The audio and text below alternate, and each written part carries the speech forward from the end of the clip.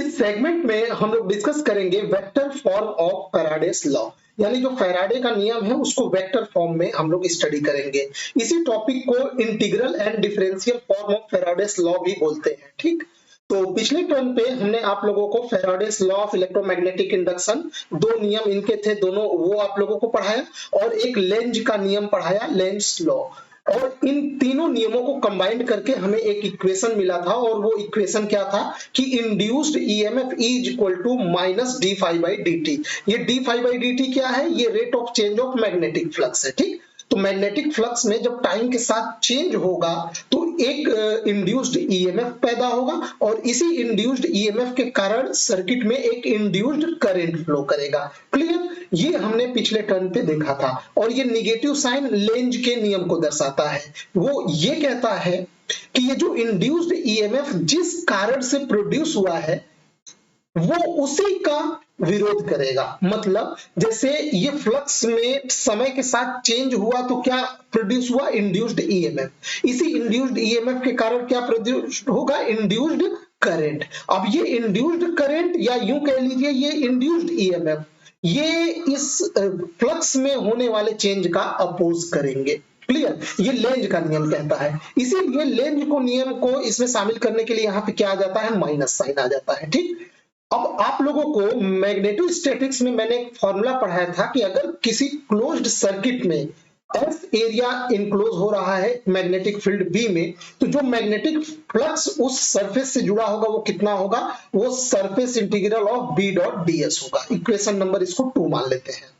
और एक और फॉर्मूला आप लोगों को इलेक्ट्रोस्टैटिक्स में, या यूं कह लीजिए ये कंबाइंड फॉर्मूला है, इसको कंबाइन करेंगे तो यहाँ पे if electric field E is induced around a closed circuit then by definition induced EMF is equal to line integral of E dot dl।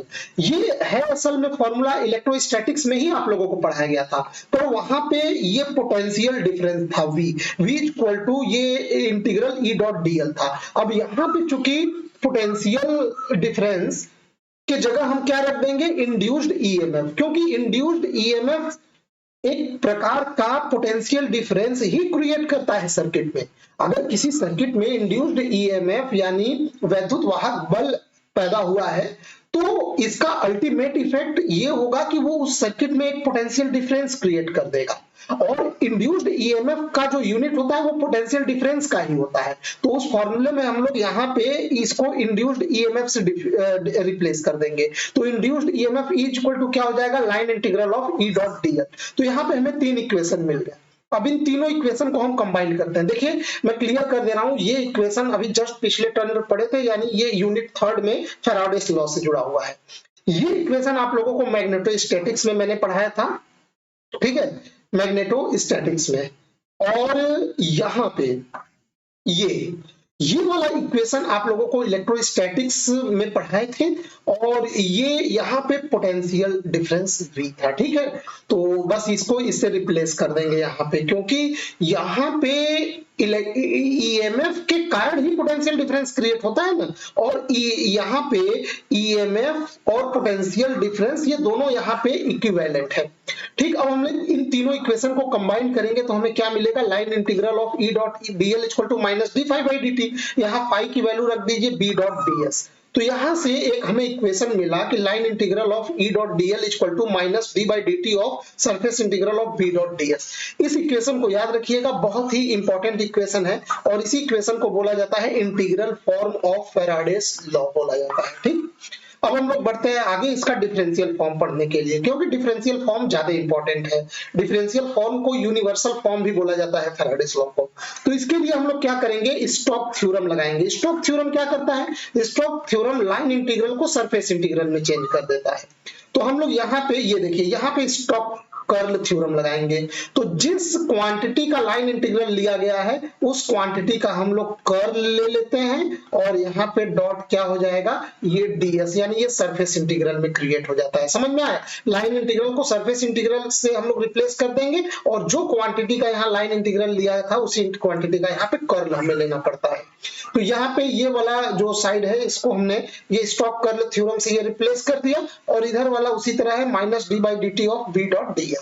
अब यहाँ पे ध्यान दीजिए कि डिफरेंशियल और इंटीग्रल जो ऑपरेटर है इनको हम लोग इंटरचेंज कर सकते हैं। मतलब इस ऑपरेटर को हम बी पे ऑपरेट करा देते हैं और इंटीग्रल ऑपरेटर को बाहर ले लेते हैं। बस कंडीशन ये होता है कि ये अंदर जब जाएगा इंटीग्रल ऑपरेटर के तो ये यहाँ पे पार्शियल डेरिवेटिव में बदल जाएगा। क्लियर हो गया? तो अब यहाँ पे आप देख पा रहे होंगे कि इधर भी सरफेस इंटीग्रल, इधर भी सरफेस इंटीग्रल। तो अगर हम कंपेयर करें दोनों साइड से तो हमें इसके जगह पे क्या दिखाई दे रहा है, ये क्वांटिटी दिखाई दे रहा है। यानी यहाँ पे curl of electric field equal to minus del B by del t. बहुत ही इंपॉर्टेंट इक्वेशन। ये इक्वेशन बहुत कुछ कहता भी है। हम लोग समझने की कोशिश करेंगे कि ये इक्वेशन अपने अंदर क्या कॉन्सेप्ट छुपाए हुए हैं। सबसे पहला चीज तो हमें यह पता चला कि ये इक्वेशन में हमें दिखाई दे रहा है कि इलेक्ट्रिक फील्ड का कर्ल जीरो नहीं है, जो कि एक बहुत ही अनयूजुअल रिजल्ट है। क्योंकि जब इलेक्ट्रोस्टैटिक्स में आप लोगों को पढ़ा रहा था और मैं कर्ल, डाइवर्जेंस एंड ग्रेडियंट पढ़ा रहा था तो भी मैं गला फाड़ फाड़ के चिल्लाया था कि इलेक्ट्रिक फील्ड का कर्ल क्या होता है, जीरो होता है, क्योंकि इलेक्ट्रिक फील्ड के अंदर कोई रोटेशनल प्रॉपर्टी नहीं होती। लेकिन यहाँ पे एक चीज मैं यहाँ पे और बोलना चाह रहा हूं, बोलना ही पड़ेगा। मतलब ऐसा नहीं कि मैं कुछ गलत पढ़ाया था, बिल्कुल सही पढ़ाया था, पर वहां वाला जो इलेक्ट्रिक फील्ड था ये इलेक्ट्रोस्टैटिक्स इलेक्ट्रिक फील्ड था। मतलब ये जो इलेक्ट्रिक फील्ड क्रिएट हुआ था एक स्टैटिक चार्ज के कारण इलेक्ट्रिक फील्ड था। तो इलेक्ट्रिक चार्ज के कारण जो इलेक्ट्रिक फील्ड पैदा होता है वो इलेक्ट्रिक फील्ड कंजर्वेटिव नेचर का होता है, ठीक है, संरक्षी नेचर का होता है। इसीलिए उसका कर्ल जीरो होता है, उसके अंदर कोई भी रोटेशनल प्रॉपर्टी नहीं छुपी हुई होती है। जबकि यहाँ पे जो इलेक्ट्रिक फील्ड की हम लोग बात कर रहे हैं ये इलेक्ट्रिक फील्ड एक इंड्यूस्ड इलेक्ट्रिक फील्ड है। किससे इंड्यूस्ड है? फैराडे के लॉ में मैंने बताया था कि जब भी किसी, यहाँ पे मान लीजिए ये कुंडली है, ये तार का एक लूप है, इस लूप से मैग्नेटिक फ्लक्स जब चेंज होगा, जो मैग्नेटिक फ्लक्स इससे जो जुड़ा हुआ है, जो कनेक्टेड है, जब ये मैग्नेटिक फ्लक्स टाइम के साथ चेंज होता है तो इसके अंदर क्या इंड्यूस हो जाएगा, इस सर्किट के अंदर एक ईएमएफ, इलेक्ट्रोमोटिव फोर्स यानी वैद्युत वाहक बल पैदा हो जाएगा। ये ईएमएफ जब इस सर्किट के अंदर क्रिएट होगा तो इस सर्किट के अंदर एक पोटेंशियल डिफरेंस क्रिएट हो जाएगा, और पोटेंशियल डिफरेंस क्रिएट हो जाएगा तो उसके कारण इस सर्किट में एक करंट फ्लो करने लगेगा। और यहां अगर मैं गैल्वेनोमीटर लगा दूं तो इसमें एक करंट का डिफ्लेक्शन मिलने लगेगा।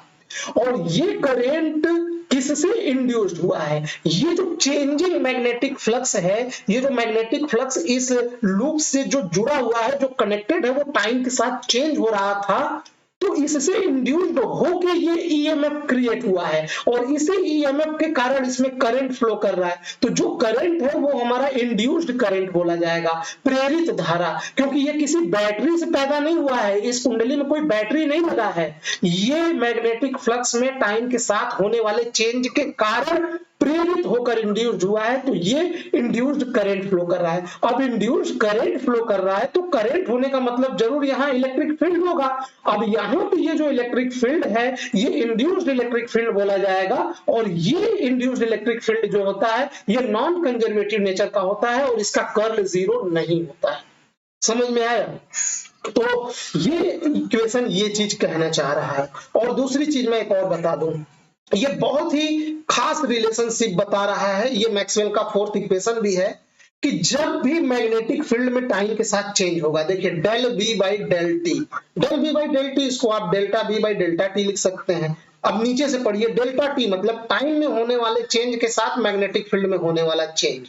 तो जब कभी भी टाइम के साथ मैग्नेटिक फील्ड चेंज होगा तो एक ऐसा इलेक्ट्रिक फील्ड पैदा होगा जिस इलेक्ट्रिक फील्ड में रोटेशनल प्रॉपर्टी छुपी होगी। क्यों? क्योंकि उसका कर्ल जीरो नहीं आ रहा है। समझ में आया? यानी चेंजिंग मैग्नेटिक फील्ड एक इलेक्ट्रिक फील्ड को जन्म देता है, एक इंड्यूस्ड इलेक्ट्रिक फील्ड को जन्म देता है, और वो induced electric field non conservative nature का होता है, सॉरी नॉन कंजर्वेटिव नेचर का होता है, उसके अंदर रोटेशनल प्रॉपर्टी छुपी होती है। अभी तक आप लोग यही जानते थे कि इलेक्ट्रिक फील्ड में रोटेशनल प्रॉपर्टी नहीं छुपी होती, उसका कर्ल जीरो होता है, बट यहाँ पे आप लोग अपने कॉन्सेप्ट को मॉडिफाई करेंगे। क्लियर हो गया? तो ये बहुत अच्छा इक्वेशन है, और ये इक्वेशन इलेक्ट्रिक फील्ड और मैग्नेटिक फील्ड के बीच में एक स्ट्रॉन्ग रिलेशन स्टैब्लिश करता है। ठीक है, इसलिए मैं बोल रहा हूं ये मैक्सवेल के 4 इक्वेशन में से एक इक्वेशन भी है। हालांकि इसमें कुछ मॉडिफिकेशन होगा बाद में डिस्प्लेसमेंट करंट के कारण, बट फिलहाल आप लोग इस जो फॉर्म को देख रहे हैं ये फॉर्म बहुत ही इंपॉर्टेंट है। ठीक, अभी तक हमें कोई ऐसा इक्वेशन नहीं मिला था जो इलेक्ट्रिक फील्ड और मैग्नेटिक फील्ड को कनेक्ट करता है, ठीक, पर ये इक्वेशन कनेक्ट कर रहा है। This is the differential form of Faraday's law. It is also known as universal form of Faraday law. समझ में आया, इसको universal form of Faraday law भी बोला जाता है। देखिए यहीं पे एक छोटा सा नोट में पॉइंट आप लोग ऐड कर लीजिए, टाइम वेरिंग मैग्नेटिक फील्ड। ठीक है, केवल मैग्नेटिक फील्ड का होना जरूरी नहीं है, मैग्नेटिक फील्ड का टाइम के साथ बदलना जरूरी है, तभी वो इलेक्ट्रिक फील्ड क्रिएट कर पाएगा। तो टाइम वेरिंग मैग्नेटिक फील्ड क्या है, ये दोनों इक्वेशन, ये इक्वेशन और एक ये वाला इक्वेशन कहां से आया, आप यहाँ पे ये वाला, ये इस इक्वेशन को और इस इक्वेशन को कनेक्ट कर दीजिए 1 और 3, तो एक इक्वेशन ये भी मिल जाएगा। ये दोनों इक्वेशन को ध्यान से देखिए, ये दोनों इक्वेशन, इसमें मैग्नेटिक फील्ड इलेक्ट्रिक फील्ड से कनेक्टेड है और इसमें भी इलेक्ट्रिक फील्ड मैग्नेटिक फील्ड, हालांकि यहाँ ये मैग्नेटिक फ्लक्स है, तो ठीक है मैग्नेटिक फ्लक्स भी तो मैग्नेटिक फील्ड ही हुआ। ये दोनों इक्वेशन क्या कह रहे हैं, both equation says that time varying magnetic field produces an induced electric field E, which is non-conservative in nature because curl of this induced electric field is not equal to 0, while जबकि electric field associated with the stationary charge are conservative in nature, और वहां पे curl of electric field 0 होता है electrostatics में। समझ में आया, तो ये दोनों इलेक्ट्रिक फील्ड के बीच में ये अंतर आप लोग जरूर से समझिएगा। इंड्यूस्ड इलेक्ट्रिक फील्ड जो कि इलेक्ट्रोमैग्नेटिक इंडक्शन के फिनोमिना के तहत जनरेट हुआ है, और दूसरा हमारा नॉर्मल इलेक्ट्रोस्टैटिक वाला इलेक्ट्रिक फील्ड जो कि स्टेशनरी चार्ज के कारण जनरेट हुआ है, दोनों में अंतर है। क्लियर हुआ? तो ये एक छोटा सा टॉपिक था, इस टॉपिक में हमने देखा फैराडेस लॉ के यूनिवर्सल फॉर्म को देखा, और डिफरेंशियल और integral form of Faraday's law भी देखा, और टाइम वेरिंग मैग्नेटिक फील्ड, और कुछ बहुत ही इंपॉर्टेंट इक्वेशंस भी हम लोग देखे। ठीक है, तो आई होप ये सेगमेंट आपको पसंद आया होगा। वीडियो देखने के लिए आपका बहुत बहुत धन्यवाद।